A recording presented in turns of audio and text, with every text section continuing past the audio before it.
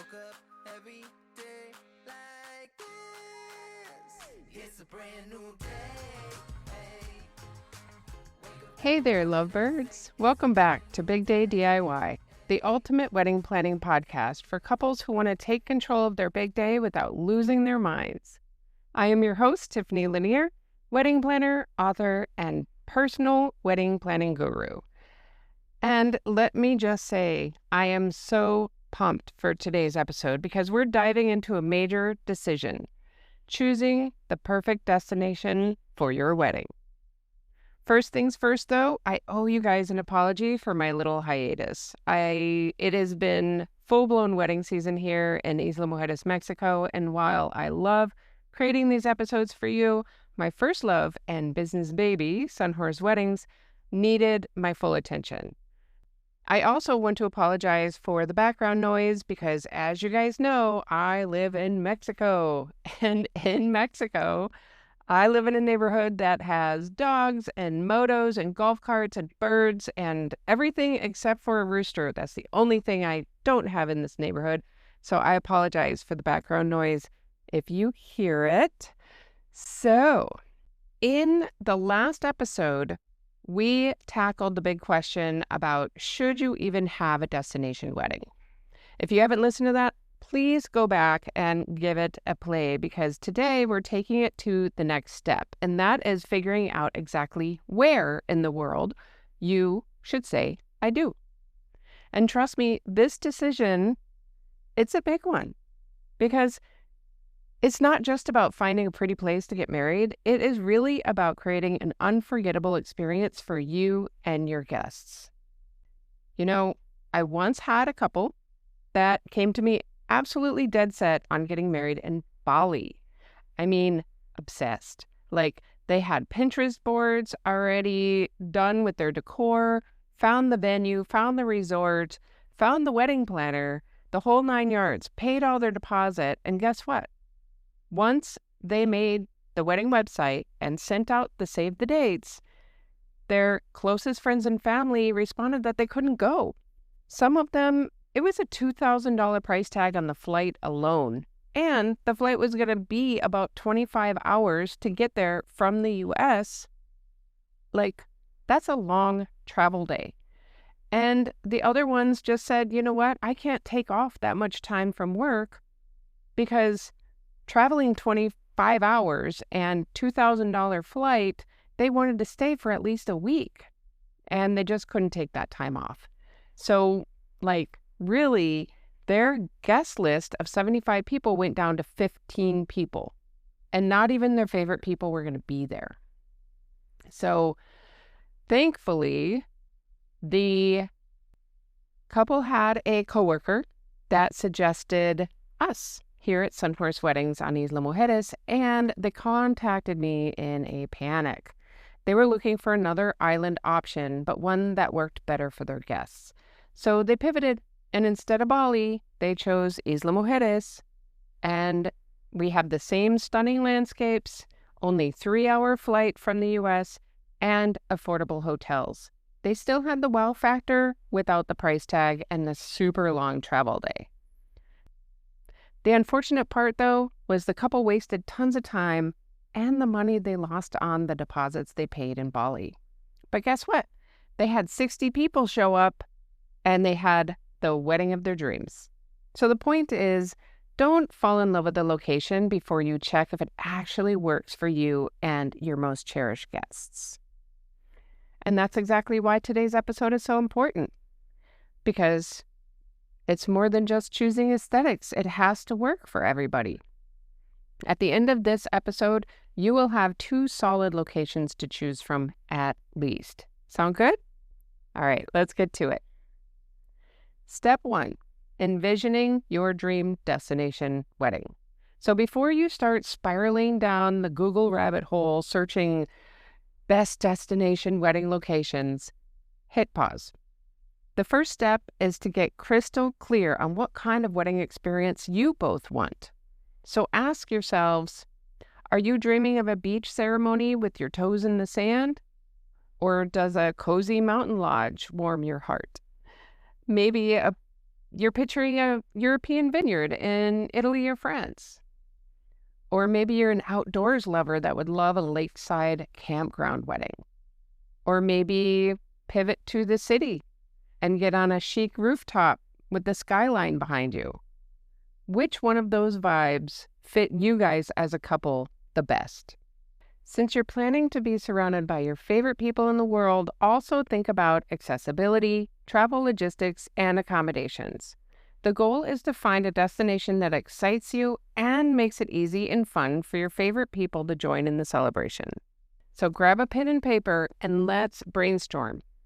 Let's start by writing down all the locations, meaning cities, or even specific resorts that come to mind when I ask the following questions.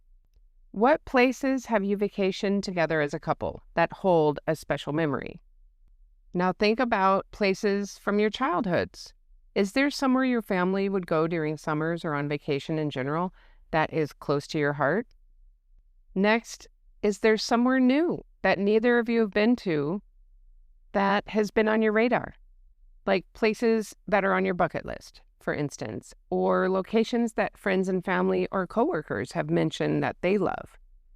Maybe someone you know recently went to a destination wedding that said it was off the hook and you would love to have a wedding that is in a similar place. Write it all down. Go crazy. Don't overthink it. Just get them on paper. Take your time, pause the episode, and finish your list before the next steps. You are listing out locations, cities, resorts, anywhere that you want to go, possibly for your wedding. All right, step 2, reality check. Guest logistics. All right, now that you have a dreamy list of locations, let's talk logistics. Because as much as you love the idea of getting married in Santorini, Greece, if half of your guest list can't afford the flight and the other half can't stomach having a 16-hour travel day from the US, then it is not going to be the best choice. So here are the 3 major factors we're going to consider when thinking about your guests. Number 1 is ease of transportation.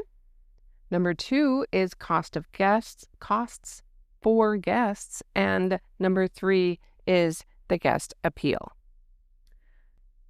Take that list of locations you just made and put a star next to the locations that work well as I ask the following questions, and put a line through any that definitely will not work well as I ask these questions. So let's start with the ease of transportation. This question is going to be about driving versus flying, and then figuring out the flying part. Do you and most of your guests live within 1 hour from a major airport? If yes, then you are stellar. You can all easily take flights if needed. However, if your closest airport is more than 3 hours away, then you might want to think about destinations that are within 4-hour drive instead. So if there are any locations on your list that are within a 4-hour drive from most of where your guests are, then it passes and put a star next to it. For those destinations that are on your list that you need to fly to, is it within 1-hour drive from a major airport? If yes, then great, put a star next to it. If the arrival airport is more than 3 hours from the destination, then cross it out. And lastly, for those locations that you need to fly to, number 1, are there direct flights available? And number 2, is the flight less than a 6-hour long flight? If yes, then that's amazing. Put a star next to them. However, if there is a location that your guests will be forced to have multiple layovers, or if the flight or travel time is going to be longer than 7 hours, then cross it out. Pro tip: use Google Flights for an easy way to figure out the best flight options. This is my personal go-to when I start researching travel. Let me explain how to go through it.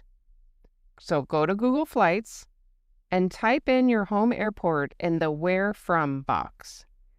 And instead of picking a specific city for your destination in the Where To, type in the continent, like Europe or Caribbean, or just type anywhere, literally, quote unquote, anywhere, in that where to box. This will show you all the airports you can fly into from your home airport. For the dates, just choose some dates around the time you're thinking that you might want to get married. It's not super important right now. Just pick some dates about 6 months from now, if nothing else. Then hit the Explore button. Now you can go into filters to fine-tune everything. This is where the magic happens. So go into stops, in the filter stops, and select nonstop flights. Then go into the filter duration. This limits the flights under, let's say, 5 hours. Or if you wanted to change that, you certainly can. But average, you don't want a flight more than five hours. And optionally, you can select times to set departure and arrival time. So in this case, you can avoid those awful 5 a.m. flights by selecting your departure time after 5 a.m. or making sure your guests arrive to the destination before a certain time by adjusting your arrival time. And finally, select price and set your maximum price. Usually this is going to be about, let's pretend, $400. Let's start with the less expensive. So say $400 round trip flights from your home airport. If you don't get enough hits off of that, then you can raise that price to $500 and see what you get. This should really give you a few great options. And you can go into the dates now that you've set all of your filters. You can go into the dates and choose Flexible Dates tab at the top and choose which months to find the cheapest times to fly as well. This will help you figure out what the best destinations to fly into and the travel dates that won't break the bank for your guests. This little trick will save you so much time and money when picking your destination, because the easier and more affordable it is to get there, the more guests will actually come. With that exercise of using Google Flights to check cheap destinations to fly to, did you add any places to your list of possible locations? Awesome. Of the original locations you started with, did you cross out some of them? Or did you put stars next to other ones? If you have at least 3 locations left, then let's keep going. If you don't have 3 locations, then go back to brainstorming and come up with a couple more options that would pass the ease of travel test. Now, let's test the location for affordability. Costs for guests. If your guests have to fly, you just check the Google Flights to see about affordability for all of your locations, so you're done with that one. If you haven't checked some of your original locations, go back to Google Flights and do so now to make sure they pass that test of having nonstop flights and $500 or less and around the 5-hour flight time. If they don't, make sure that you're okay with them being a little bit longer, a little bit more expensive, or having a layover is okay for certain guests. That's perfectly fine. But we're trying to make it as easy as possible for your guests to fly and the least amount of pushback from your guests about that. Next, we need to research hotels and accommodations in that area. Here is where we want to answer the question of, are there affordable accommodations in that area? So what is affordable? Let's do a quick check-in. If you were a guest at a destination wedding, what would your affordability be? Like, what is your perfect, how much per night do you want to pay? Right? So if you were invited to your best friend's wedding and it was in Atlanta and they chose a hotel and the prices were $600 a night, would you be okay with that? Or would you rather them find a great hotel that costs maybe $300 a night or $200 a night? Like, where is your sweet spot when you think about how much you want to spend for a hotel if you were going to a destination wedding? So have that amount in mind when you go through this particular part This is just a general check for now. You can do a quick search on hotels.com or Expedia to see hotel price range. You can switch to a map view so you can see specifically the prices of hotels in the area you are wanting. For instance, if you're checking for prices on hotels in Cancun and you want it to be on the beachfront, you specifically have to look at the map to make sure that the hotels you're looking at are actually on the beach. Because, as a side note, Cancun, like many other beachfront cities, have a downtown area and a beachfront area. The downtown area are going to have much more affordable hotels available than the beach, but they're less attractive hotels. So when you're looking at destinations that definitely have like that touristy area or that place you definitely want your guests to stay, use the map view so that you can zoom into that area to find prices of hotels. And that way you're not doing a general search of, let's say Cancun, you're doing a general search and you're seeing average prices of hotels being $150 a night. Well, that's not exactly true, because all of the hotels that you would want your guests to stay at are actually on the beach, and those average like $500 a night. But that brings me to another point. That is an all-inclusive price. So if you are searching in places that typically offer all-inclusive hotels like Cancun or Jamaica, those prices might include all food and beverage. In that case, the price of the hotel is going to be higher, but that might be okay because it covers the food and beverage as well. So check on hotels.com or Expedia to see if any hotels show up in your search that have the vibe that you're looking for. Be careful not to fall in love with a resort that costs $700 a night if your comfort level is $300. It will only make your life difficult, trust me. Put a star next to the locations that have affordable hotels available and cross out any that are just too expensive for your guests to stay. Okay, now let's think about transportation. Will your guests need to rent a car when they get to the destination, or can they Uber everywhere once they get there? How will they get from the airport to the hotel or resort when they get there? Do they need to set up an airport shuttle? Is the airport transportation affordable? And finally, how about food and beverage costs at each destination? Is it a budget-friendly destination or high-end? Will your guests be expected to spend more than $100 a day on food, for instance? Are the drinks super expensive because it's a busy tourist area? Put a star next to the top locations that are budget-friendly for your guests as it pertains to the cost of transportation and food and beverage. Also, put a line through any destinations that are super expensive for transportation or food and beverage. Okay, we got through the second round of eliminations. Do you have a few viable options? I hope so, because we have one more round to go. The final test is guest appeal. Ask yourselves, will my guests actually want to go there? Is it a great place to visit? Are there things to do like beaches or sightseeing, nightlife, hiking, etc.? What is the weather like during the months you're thinking about having your wedding?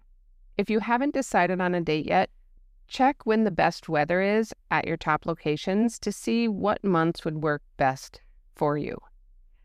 Put a star next to the top locations that you think your guests will be excited to go to. And if you need other opinions on it, feel free to ask your family and best friends what they think about your top destinations so far. Whoa, that was a lot, but you did it. Take a deep breath and look at your list. Hopefully, you've narrowed it down to your top 2 to 3 destination options. That is the sweet spot. If you eliminated everything, no worries. Go back to the drawing board and brainstorm a few new locations that would check off your must-have boxes. If you still have more than 3, time to trim it down. The next phase involves deeper research, and trust me, the fewer options you have, the easier and less overwhelming it will be. So in our next episode, we will take it one step further and find your perfect destination venue and hotel in your chosen destinations. That is where you will finalize the perfect destination for your wedding and you can start actually planning your wedding. Please make sure you're subscribed to the podcast so you don't miss an episode, and share if you have a friend planning a destination wedding as well. Please share this episode with them, and as well, feel free to download these episodes so you can listen to them again if you need to come back. Do you need extra help deciding on if a destination wedding is for you or trying to choose a destination? I do offer one-on-one destination wedding consultations where I can help couples like you weigh their options and make a solid choice. Head over to www.bigdaydiy.com to book a call with me. All right, that is it for today. If you enjoyed this episode, make sure to subscribe, and I will see you next time. Until then, happy planning.